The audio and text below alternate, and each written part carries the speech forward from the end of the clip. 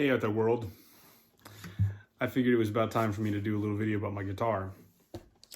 So from time to time I upload videos of songs that I've either written or covered or played in different places. And I often get questions about, what is that guitar? It's not necessarily a guitar that most people are used to seeing all the time. And it's got quite an appearance that really gets your attention. And that's because this is a rather unique special edition Martin guitar called the CEO-9. Every couple of years, Martin's CEO designs a guitar after his own liking, and they make a limited run of them. And sometimes they become popular enough that they keep them in production for a while afterwards. So this is from 2019. It is number 138 of who knows how many they've made up until today. But it's got quite the look, and that's because it is made top, back, and sides out of mango wood, which is a pretty readily available tone wood around the world, but not all that common to be making guitars out of, at least not in the Western world. So that makes it rather unique. It's got tonal qualities that no other guitar really has. And it's also a smaller bodied, sort of 00 slope shoulders, almost like a Gibson LG2 size body, but with a Martin sole. And so that makes it rather unique. In addition to that, they put a lot of detail into fancy inlays and binding and all kinds of stuff. And there's a lot of technology that goes into this guitar to make it really sing.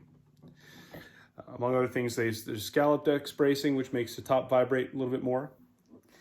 The bridge is made out of 2 pieces of torrefied spruce with carbon fiber in the middle, which is basically designed to allow as much vibration from the strings to get through the bridge into the top. And to make that even easier, they put these fancy string pegs in there that are made out of a glass metal alloy that is also designed to be able to let more vibrations through the strings and into the top. They put these Schaller butterbean tuners on there, which look really nice, but I have more to say about them later. And personally, when I bought this guitar, I had an LR Baggs Anthem pickup put in there, and a little strap button put in there, which makes some people really nervous to do something like that. But I trusted the shop I bought this from.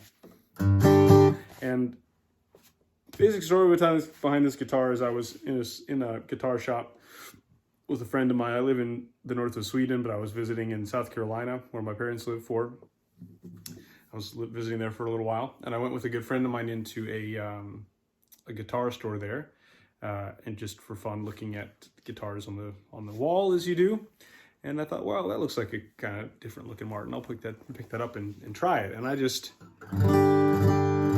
strummed it, and I thought, whoa, there's just something about the tone of this guitar that really hit me. It's got a very full, balanced tone. It's got a lot of clear mid-range tone for a lot of this finger sort of flat picking stuff that I like to do. It comes out very clearly, but you get a very full sound. And then the picking, it's almost like there's a natural compression in the tone somehow. You get volume out of the plucked stuff as you do the strum stuff. And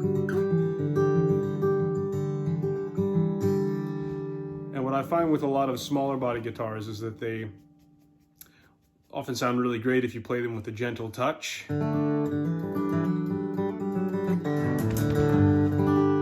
if you strum them hard, then they generally sometimes can break up or not sound that great.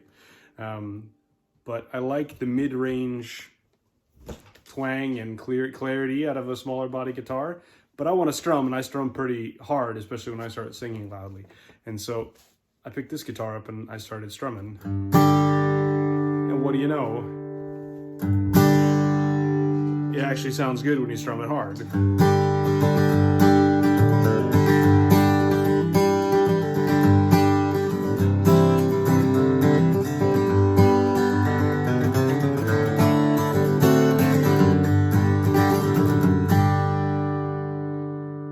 I think it sounds even better if you're a little gentler, but it's like I like to be able to strum hard if I want to on my guitar without it sounding sort of brittle or distorted, which is not what you really want to find out of an acoustic guitar. So that's one of the things I really fell in love with this guitar. So there's a lot of, there aren't so many reviews of this guitar out there because it's pretty rare. And the reviews that do exist are all made by shops that are trying to sell you one.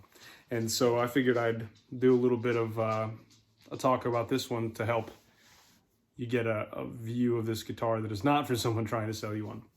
So I mentioned already the things that I do enjoy about it. And I think for everybody who has been playing guitar for a while and has owned a couple guitars, you know, there's just something about a guitar that grabs you, and that's what it hits you. It hits you inside somehow, and that becomes your sound. And there are songs that sort of speak to you in a certain guitar's sound that you just can't get out of another one.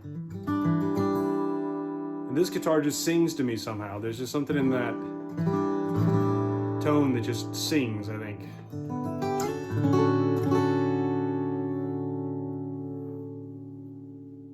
And so there's that hit me. It's not a cheap guitar, but when I heard that and I thought, wow, that's it. That's the sound.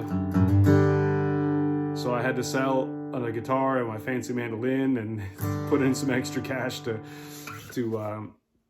afford it. But it's worth it, you know, when you get something quality like this, and this is only going to sound better with time, and you know, with it being a rather rare limited edition guitar, you know, there's going to come a time when this thing's probably going to be a museum piece of some sorts, you know.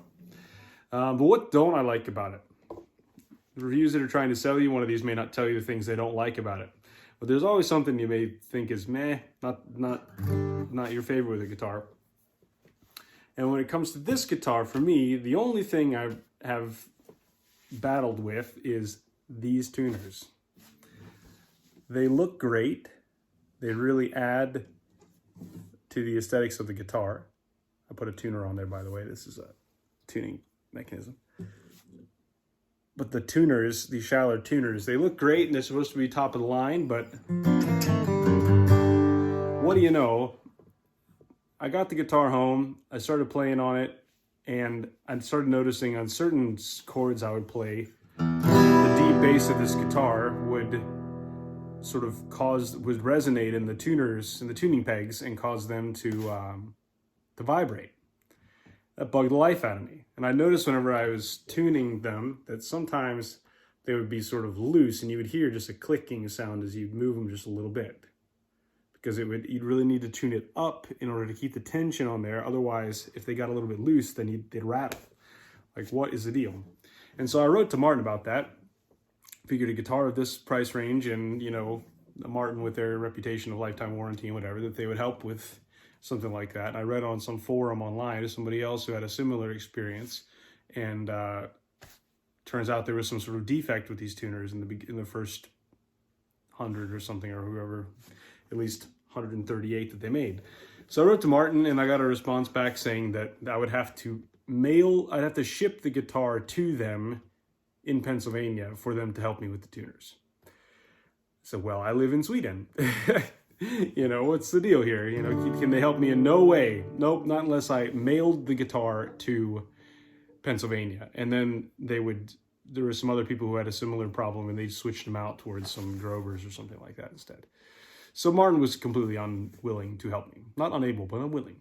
But then it hit me. Schaller, that's a German company. So I wrote to them, Germany, not too far away. I explained the problem, and they told me that, yes, there was a problem with a certain batch of these that they manufactured. And they sent me a whole new set of tuners for free. So they just, no questions asked, you know, sent up new tuners. And so I took them to my guitar technician, who said, was kind of skeptical, because usually when he found that, tuners that people would think that their tuners are rattling or their guitars aren't staying in tune, that it's really a problem with something else. But what do you know? He showed me I actually kept one.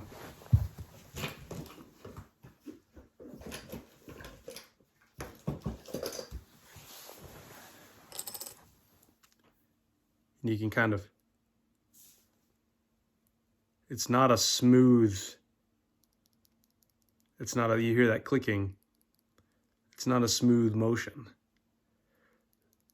And so I was finding that the guitar was a pain to tune and stay in tune. And if I started playing it rather hard, then it would go out of tune like that. And so you're up on stage and you're getting going, and then all of a sudden your guitar sounds terrible. So thankfully I was able to switch these out. Schaller, 2 thumbs up to your German customer service. Martin, come on, get your act together. But I have found that even after changing these tuners, that they're not the easiest to get exactly in tune and stay in tune. And my guitar technician says that it may have something to do with sort of the plating on the tuners, because you have these sort of copper colored, or whatever it's kind of called, that he suggested sort of sanding even off the plating on the tuners a bit, because he thought that maybe the strings could slip a little bit on that, causing them to not stay in tune all that well. But it's a major improvement since I changed the tuners. So if you get one of these that is a newer than number 138, then you may be in luck. But check that out, because it's like, for what you pay for this guitar and the amount of craftsmanship that goes into this guitar, it's like ridiculous that it shouldn't stay in tune for you, or that the tuners should be a problem. That should be the very least of your issues. But honestly, that is the only thing I find I have a hard time liking about this guitar. Everything else is just, the one thing that may be hard for some people is that it's so unique that there's not a big following for this particular model. And so you can't say, well, I have the same guitar as my idol, Bob Dylan, Woody Guthrie, whoever you idolize, Chris Stapleton, right? It's not the same guitar as somebody else. But for some people, that might be something that really draws them to it. And for me, I kind of like that I have a guitar that sounds phenomenal, looks phenomenal, and is completely unique to me and the very few others who would want to invest in a guitar like this. But it's got to grab you. The sound's got to grab you, and you got to have it in the budget. And for me, I made it work by selling a couple of instruments, which I in some ways almost regret doing, because you should never really sell instruments, right? But I'll play a little bit just to let you hear, maybe you hear what I hear. But altogether, this is a guitar that I think the grandkids and their grandkids are going to inherit, and I hope to keep this one around for a long time. So this is the Martin CEO-9.